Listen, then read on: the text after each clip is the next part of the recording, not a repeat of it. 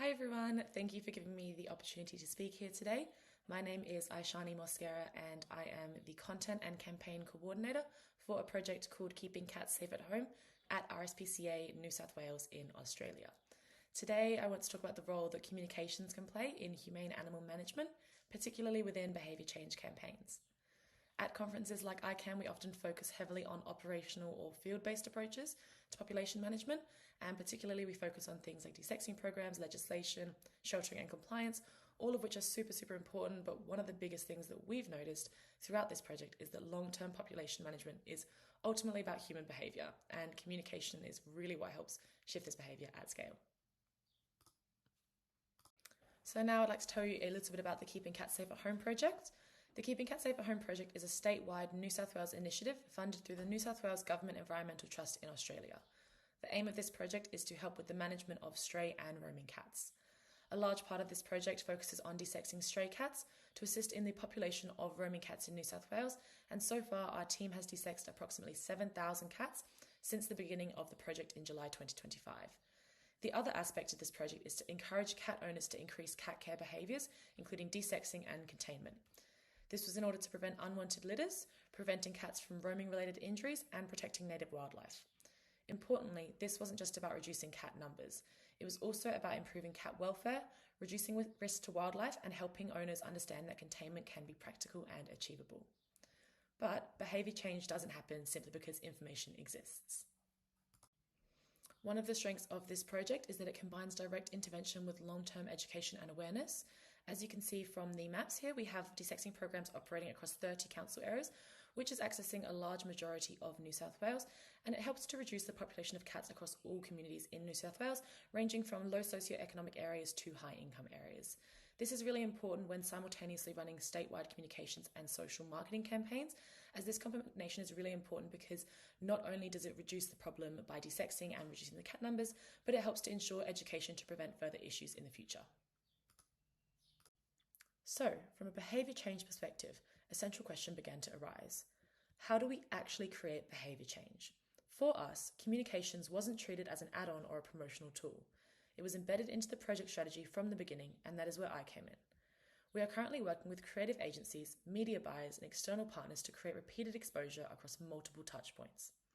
The goal was to normalise containment, make it feel achievable, reduce resistance, and reinforce messaging consistently over time.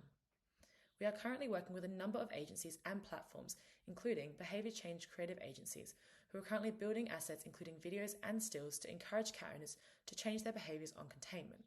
We're also working with media buying companies to promote these assets and encourage further awareness. Currently, we have messaging across a number of platforms, including vet screens, where a short animation with key statistics, including the fact that cats will live 10 years longer when kept safe at home, are playing across many screens across Australia. We also have our Not All Cat Videos Are Funny, which you'll see later in this presentation, currently across broadcasting and streaming services, as well as in cinema previews. We also have messaging with voice actors that's going up on radio very shortly. Our new advertisement that's being created, which is a still, is going up across digital display, bathroom advertising and billboards. This advertisement will be in the back of bathrooms on 30 shopping centres, as well as going across 44 different billboards. This matters because different audiences engage with different messaging in different ways, so it's really important to saturate the market. We also have messaging going up extensively across Meta and Google. Behaviour change happens through repetition, accessibility, and normalisation. With our newest campaign assets, a big focus was creating engaging, accessible, and non-judgmental creative assets. We wanted messaging that felt practical rather than punitive. A lot of people still believe cats need to roam freely, and so we focused on reframing containment as something flexible and achievement. For example, this could include outdoor supervised time, cat netting, or enclosed outdoor spaces. This creative approach that you can see here is an early draft of our new advertisement, which is in bathrooms, billboards, and digital display. It was designed to reduce defensiveness and encourage participation.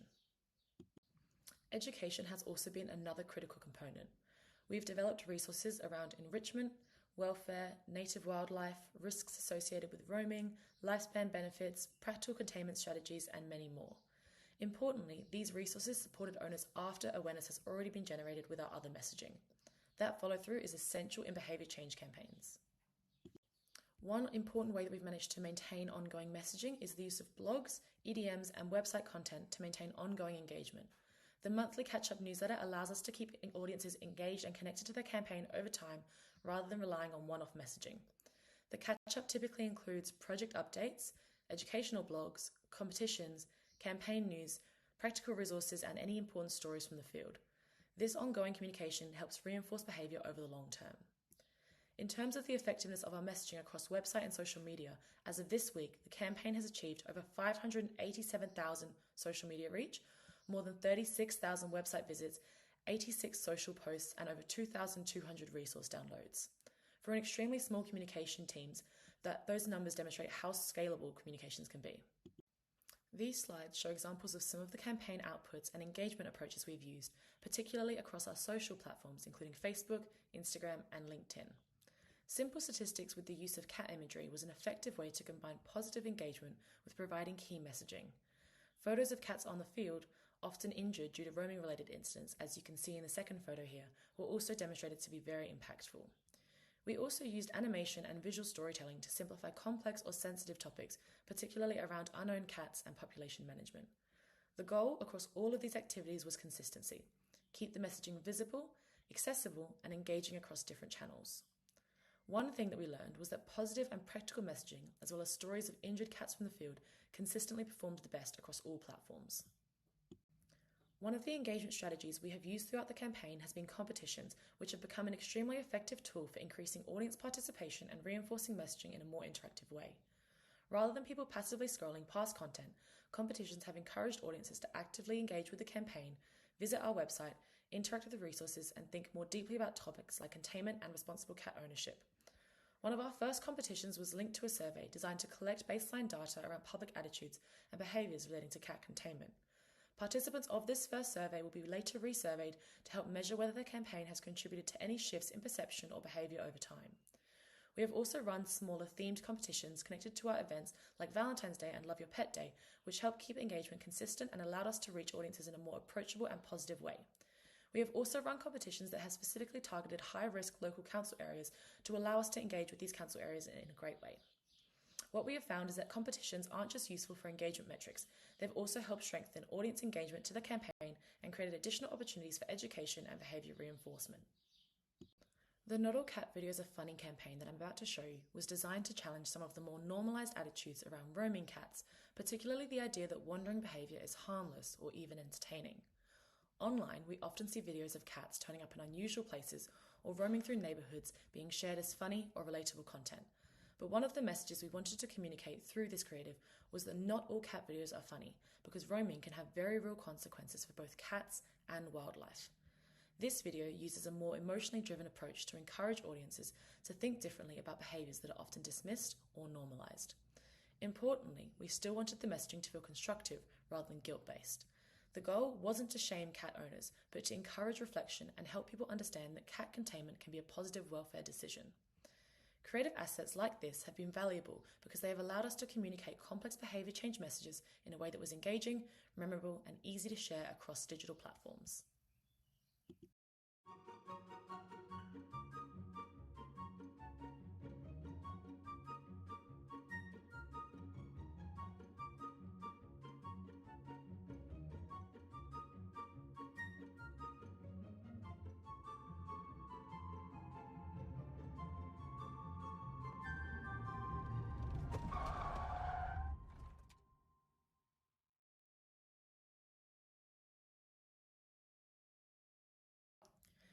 The following animation, Tanya and Tom, was created to support behaviour change around unowned and stray cats, particularly in relation to desexing and early intervention.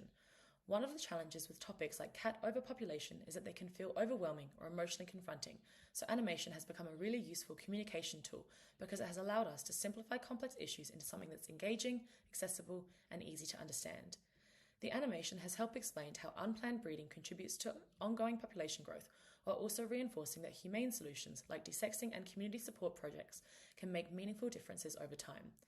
From a communications perspective, animated content is also highly adaptable.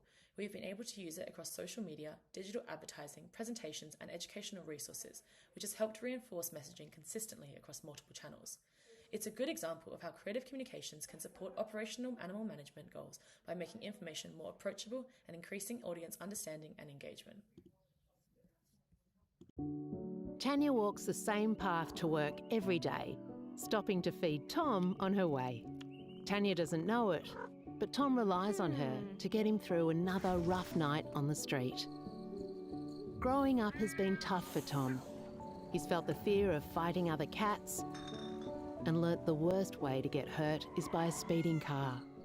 He knows the terror of being chased by dogs and still suffers the pain of old wounds.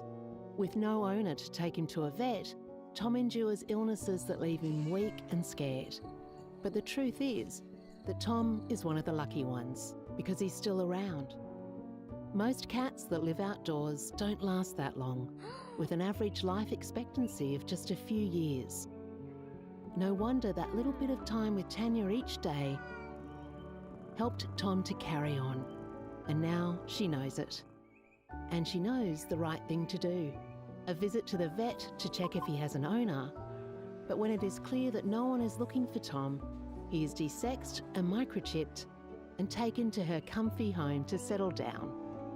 Finally, Tom, for the first time in his life, can truly feel safe. Care for the cat in your life. RSPCA, New South Wales. To wrap up, one of the biggest lessons from the Keeping Cats Safe at Home campaign is that humane animal management is fundamentally connected to human behaviour. Operational programs like desexing and containment initiatives are incredibly important, but their long-term success depends on the community understanding, participation and behaviour change, and that's where communication plays a critical role.